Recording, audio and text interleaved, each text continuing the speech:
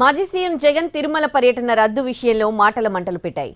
YCP TDP నేతల మధ్య ఓ రేంజ్లో మాటల యుద్ధం జరుగుతోంది. ఇరు పార్టీల నేతలు ఒకటికి రెండు అంటుంటే హీట్ పెరిగిపోతోంది.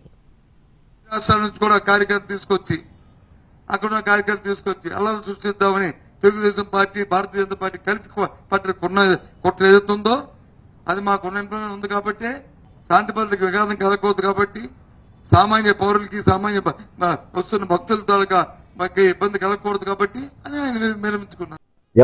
ఎవరో తిరుపతి దేవస్థానంకైనా మేము డిక్లరేషన్ చేసి వెళ్తామని చెప్పే అధికారం ఉంది అందరికి.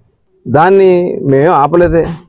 నీ అంతటి నువ్వే ఆగిపోయి ఈనాడన్నా నీ కుటుంబ సమేతంగా మీరు వెళ్ళారా?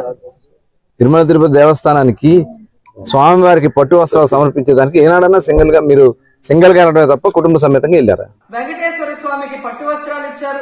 జగన్మోహన్ రెడ్డి గారు 5 సంవత్సరాలు మరి పట్టు వస్త్రాలు ఇచ్చిన తర్వాత ఈ నీచమైన రాజకీయాలు చేస్తూ డిక్లరేషన్ పేరుతో మీరు మాట్లాడుతూ ఎవరు అడ్డుకున్నారు అని చెప్పి మళ్ళీ దిగజారుడు రాజకీయాలు చేస్తున్నారు.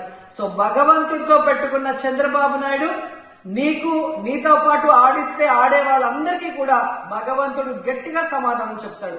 ప్రపంచం మొత్తానికి మీ ఫ్యామిలీ క్రిస్టియన్ ఫ్యామిలీ అనే సంగతి తెలుసు. నిజంగా మీకు వెంకటేశ్వర స్వామి మీద భక్తితోనే మీరు టెంపుల్కి వచ్చారు. భక్తితో నేను వచ్చాను అని చెప్పి ఒక సిగ్నేచర్ చేసి లోపలికి వెళ్ళడానికి మీకు వచ్చే ప్రాబ్లం ఏంటి?